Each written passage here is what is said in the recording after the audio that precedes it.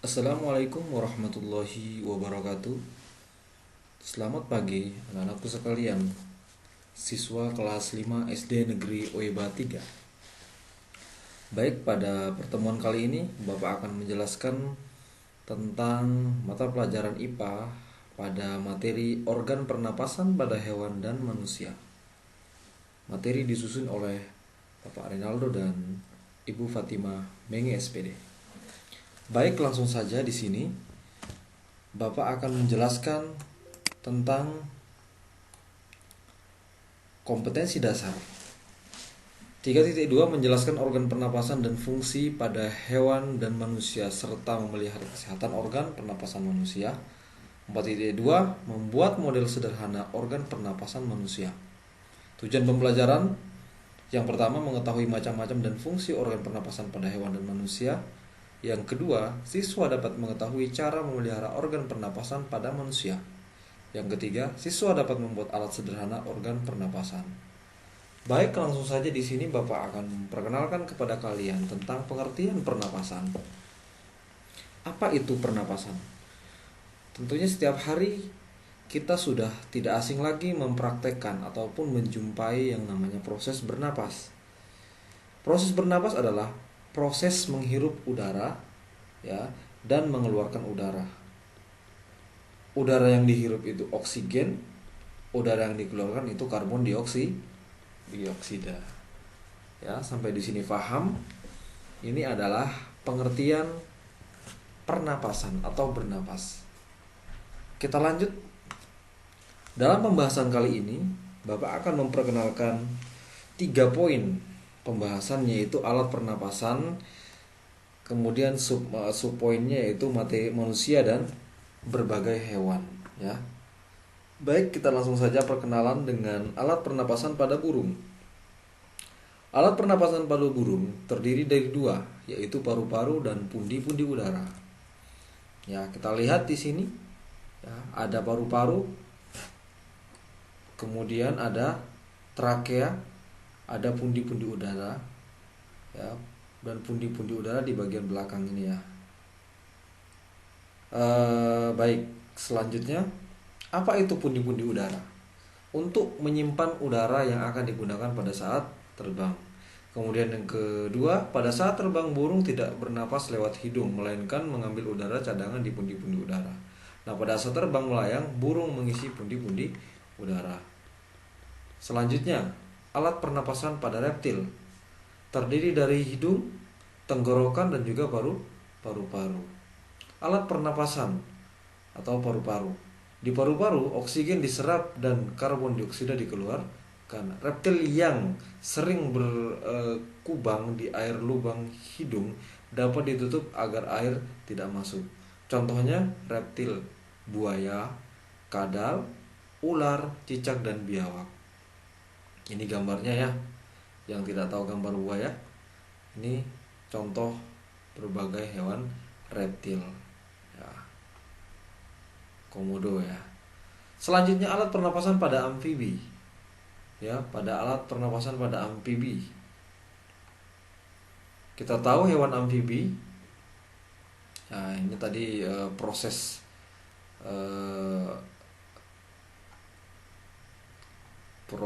pertumbuhan amfibi. Nah, ini masih kecil ya. Jadi alat pernapasannya pada amfibi ini salah satu contohnya pada katak. Jadi di sini ada berudu atau insang luar 3 pasang.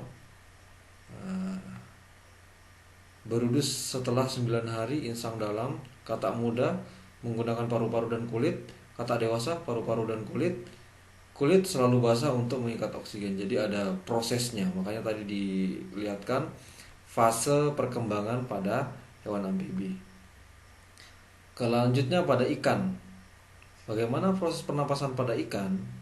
Yaitu ada 2 cara, yaitu menggunakan insang.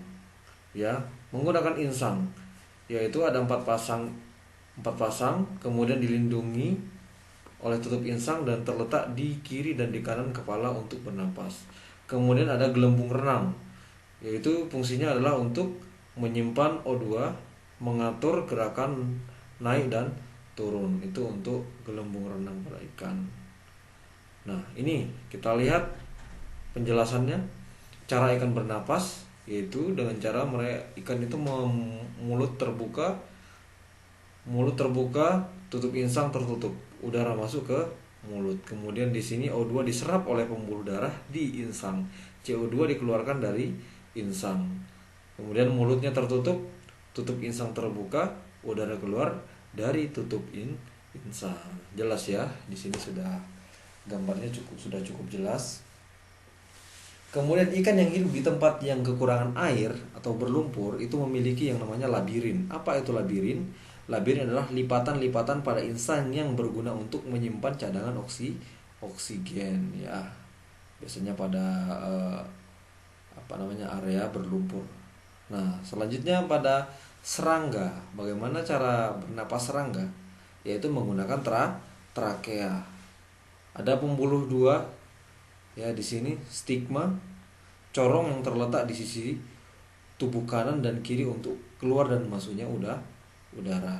Nah, contohnya di sini ada beberapa contoh serangga, ada kupu-kupu, nyamuk, ya, kumbang dan lain-lain ya. Kemudian pernapasan pada cacing seperti apa? Tidak ada alat pernapasan khusus. Oksigen masuk melalui kulit, jadi dia menggunakan kulit yang basah. Kulit yang basah mempermudah masuknya O2. Ini terdapat pada cacing. Selanjutnya pada mamalia. Hewan mamalia apa? Contohnya di sini ada gambar lumba-lumba dan juga ikan paus ya. Yang pertama mempergunakan paru-paru. Mamalia air juga mempergunakan paru-paru seperti itu. Jadi hewan mamalia darat ya, banyak seperti contohnya sapi, ya, kambing dan lain-lain, itu contoh mamalia yang hidup di darat. Kemudian mamalia yang hidup di air ya, juga ada yang menggunakan paru-paru. Selanjutnya paus dan lumba-lumba memiliki lubang khusus di kepalanya ya. Kemudian lubang akan membuka saat naik ke permukaan dan menutup pada saat menyelam. Jadi sudah otomatis ya.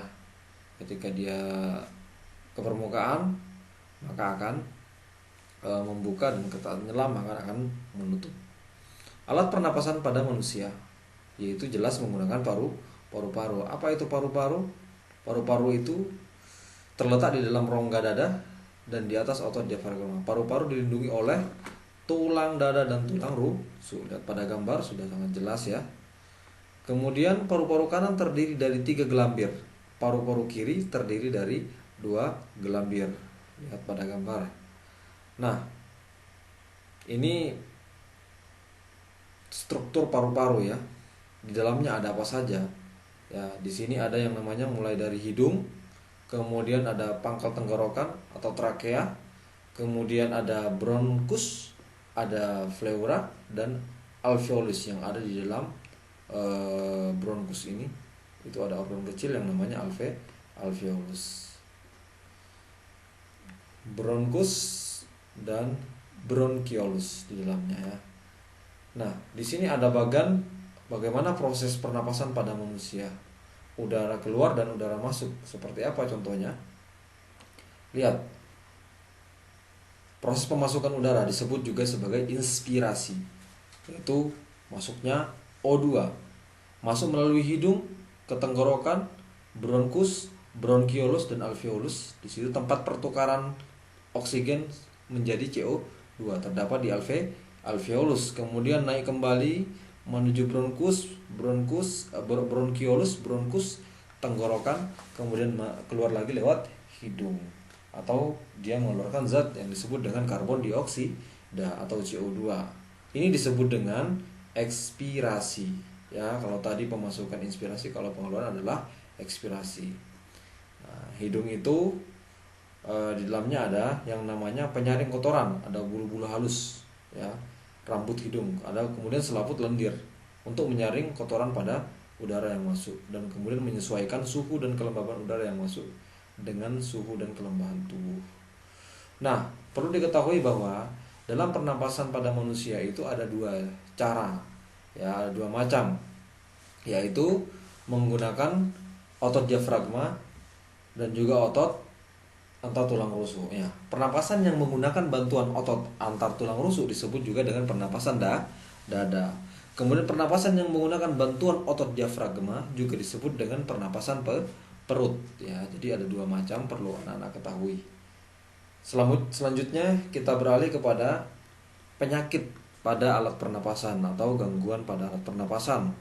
Ya tentunya pemicunya adalah udara kotor ataupun kuman ya. Nah, di sini ada berbagai macam contoh penyakit. Ada penyakit influenza, ada bronkitis, ada radang paru-paru, TBC, flu burung. Nah, dan langit sekarang ada viral yang melanda negeri kita maupun melanda dunia. Salah satu contoh besarnya adalah COVID-19, COVID-19 sehingga membuat pembelajaran kita sekarang seperti ini. Nah, ini salah satu pemicunya apa?